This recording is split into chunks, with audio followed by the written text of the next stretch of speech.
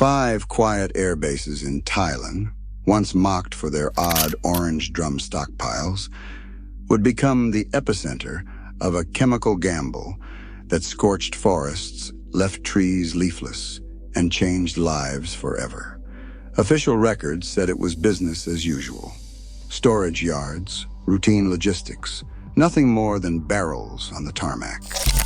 Official records promised normalcy, but the truth was different. Thousands of gallons of Agent Orange flowed in, drifting far beyond the base perimeters and into soil, homes, and bodies nearby. Thousands of gallons became an invisible invader. The military denied it. Paperwork vanished, and veterans and villagers kept witnessing barren landscapes and unexplained illnesses. Veterans and villagers carried the evidence in their bodies and their memories. They mocked the Agent Orange sprayers until the evidence burned itself into the ecosystem. Evidence that could not be erased. What really arrived in those drums, and why did the forest itself become a warning only too late? Barrels marked with orange stripes arrived in Thailand by land and by air. U.S. military contracts with Dow Chemical and Monsanto set the process in motion, specifying 55-gallon drums packed with a 50-50 blend of 2,4-D and 2,4,5-T. These shipments left United States ports bound for Southeast Asia, their paperwork stamped with codes that rarely named the true contents. Some barrels traveled by ship, offloading at Satahip or U-Tapao, passing through customs under generic cargo designations. Others came by air, C-123 or C-130 flights, touchdown at Udorn or Korat, manifests listing only agricultural supplies or maintenance fluids. Records from the late 1960s and early 1970s trace a steady rhythm. Aircraft unloading drums onto tarmacs, trucks ferrying them to fenced storage yards, and logistics officers signing off on delivery forms. Airlift operations intensified during the dry season, with some bases receiving multiple flights a week. Seaport logs, though incomplete, confirm periodic offloads of chemical drums alongside fuel and munitions. Each base received its share, with U-Tapao and Udorn acting as main reception points for bulk deliveries.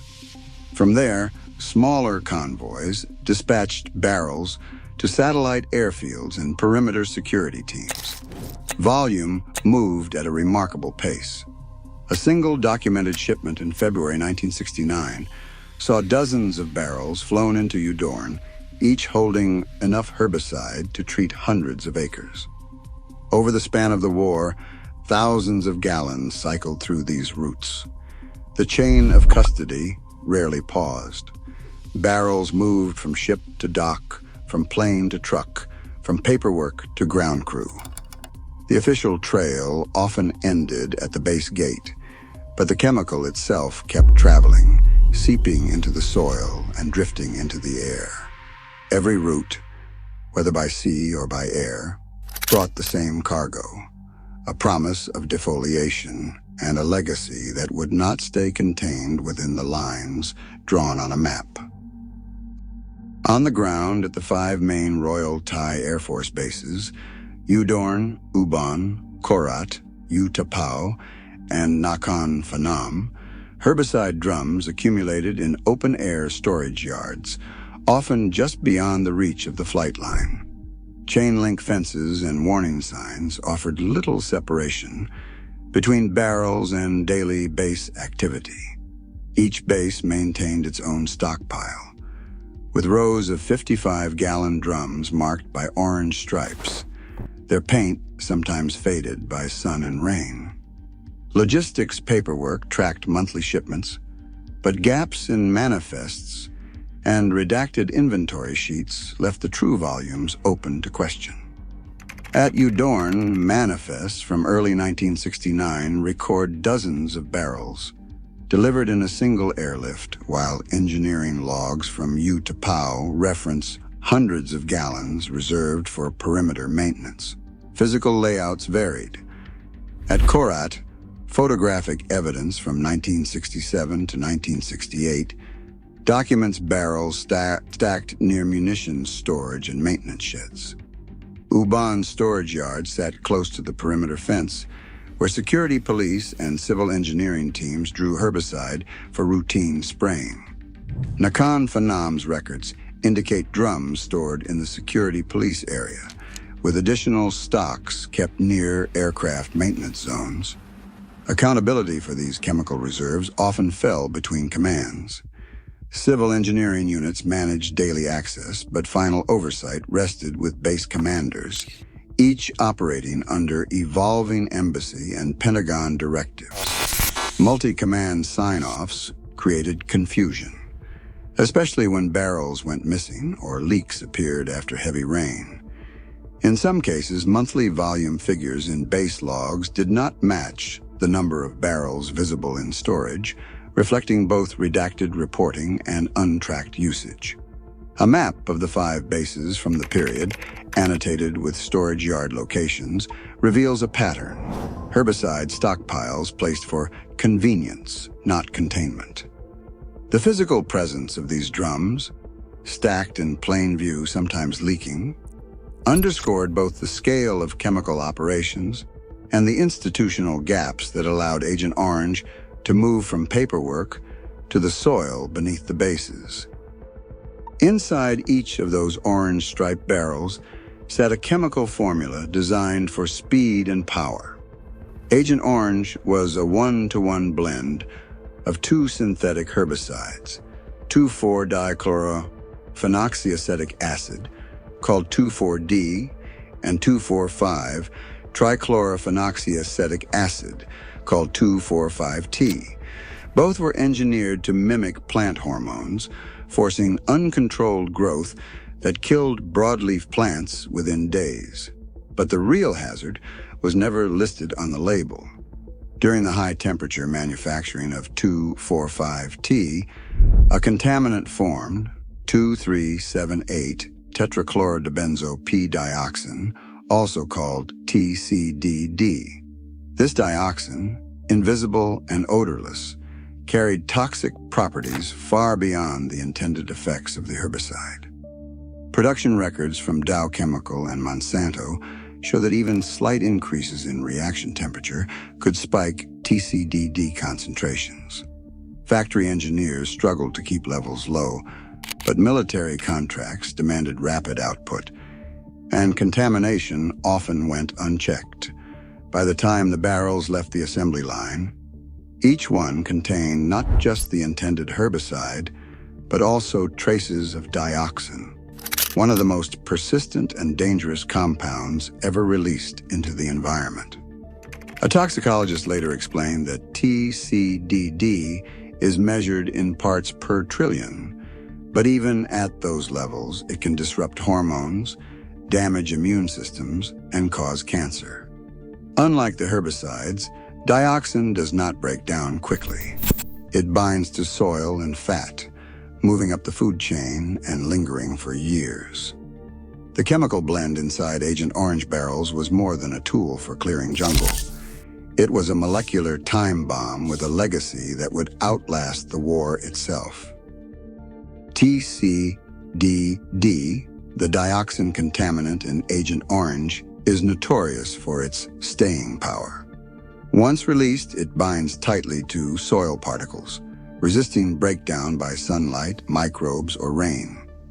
In the tropical soils of Thailand, TCDD has a half-life that can stretch from a year to over a decade, depending on conditions. Even after the barrels disappeared from base storage yards, the chemical signature lingered in the earth, defying cleanup and natural decay. Spray missions were engineered for efficiency, not precision. The C-123 provider, fitted with the AA-45Y1 spray system, flew low, just 150 to 200 feet above the ground, releasing a steady curtain of herbicide. Each sortie delivered between 3 and 5 gallons per acre, a rate calculated to strip dense jungle in a single pass. But wind, humidity, and the open design of the nozzles meant that droplets drifted well beyond intended boundaries. On dry days, mist could travel hundreds of meters, settling on barracks, mess halls, and even nearby villages. Once in the environment, TCDD moved quietly. It clung to dust, washed into drainage ditches during monsoon rains, and crept into rice paddies and fish ponds. Its chemical structure favored fat over water, so it entered the food chain, first in small animals, then in people. This process, called bioaccumulation, meant that even minor exposures could add up over months and years. Soil studies from other contaminated sites confirm that dioxin hotspots can persist for decades, with concentrations highest near storage zones and spray paths. The legacy of Agent Orange was written not just in the moment of spraying, but in the slow, invisible spread that followed. A declassified excerpt from the 1973 Checo Southeast Asia report states plainly, there was significant use of Agent Orange to remove foliage that provided cover for enemy forces on the fenced-in perimeters of military bases in Thailand. This official admission, buried in a technical assessment, stands in stark contrast to years of denials and redacted memos. The Checo document, stamped with the emblem of the U.S. Air Force, details not only the frequency of herbicide use, but also the deliberate targeting of base boundaries, evidence that the chemical presence was policy, not accident. A fragment of a February 1969 UDORN airlift manifest lists a consignment of 55-gallon drums coded as agricultural supplies. The notation, routine on its face, aligns with oral testimony from ground crews who recall unloading those same barrels, their orange stripes barely concealed beneath layers of dust. The manifest's serial numbers match those found on delivery receipts in base engineering files, linking paperwork to physical stockpiles. These documents, once scattered across archives, now form a continuous chain, each page confirming another step in the movement of Agent Orange through Thailand's military logistics. Archival photographs add another layer of certainty. One image dated 1967 to 1968 captures a row of drums marked with orange bands stacked beside a maintenance shed at Karat. The paint is faded, but the identifier is unmistakable. Another photo from Ubon shows barrels stored near the perimeter fence, their placement echoing the Checo report description. Metadata embedded in these images, dates, locations, and even lens information, corroborate their authenticity. Together, these files and photos erase any lingering doubt. The presence of Agent Orange at Thai bases is not a matter of rumor or memory, but of documented fact. The evidence is written in the language of bureaucracy and captured in the grain of old film, leaving a paper trail that leads directly to the heart of the chemical operations. Drums labeled with orange stripes did not stay sealed for long. Maintenance logs from Ubon and UDORN describe barrels found weeping along their seams, their contents pooling beneath the racks after heavy rains. The chemical blend inside, meant for jungle, began its journey into human lives through a series of ordinary actions. Ground crews rolled barrels across cracked concrete, sometimes using crowbars to pry loose stuck bungs. When valves jammed, men resorted to hammer blows or improvised siphons, sending splashes of herbicide across boots, hands, and sometimes bare arms. Civil engineering teams filled pump sprayers and fire extinguishers straight from these drums, a routine task that left sticky residue on equipment and skin. Veterans' statements recall the sharp synthetic odor clinging to uniforms even after washing. In storage yards, leaking barrels created puddles that dried into powder, swept up by the wind or tracked indoors on the soles of work boots. Maintenance records from Korat and Nakhon Phanom mention repeated complaints about chemical stains inside vehicle cabs and aircraft cargo bays. Aircraft interiors offered another pathway. C123. Providers, after spray runs, returned coated in a fine mist of herbicide. Wipe samples taken years later would reveal dioxin residues embedded in the walls and floor panels. Mechanics and flight crews, unaware of the risk, ate lunches in cargo holds or wiped sweat from their faces with contaminated rags. Each time a tank was refilled or a clogged nozzle was cleared, the chemical spread further, from metal to hands, hands to mouth, and eventually into the bloodstream. Official records often obscure these moments. Redacted maintenance logs erase the details of spill cleanups and exposure incidents, leaving only hints, missing pages, and vague references to special handling required. But the physical evidence remains: faded stains on the tarmac, persistent odors in storage sheds, and testimony from those who worked the lines. The journey from sealed drum to human contact was not a single event, but a chain of small breaches, repeated day after day, that carried Agent Orange far beyond its intended targets. William Easterly, a former Air Force gunner stationed at Ubon and Udorn, remembers the routine like it was yesterday.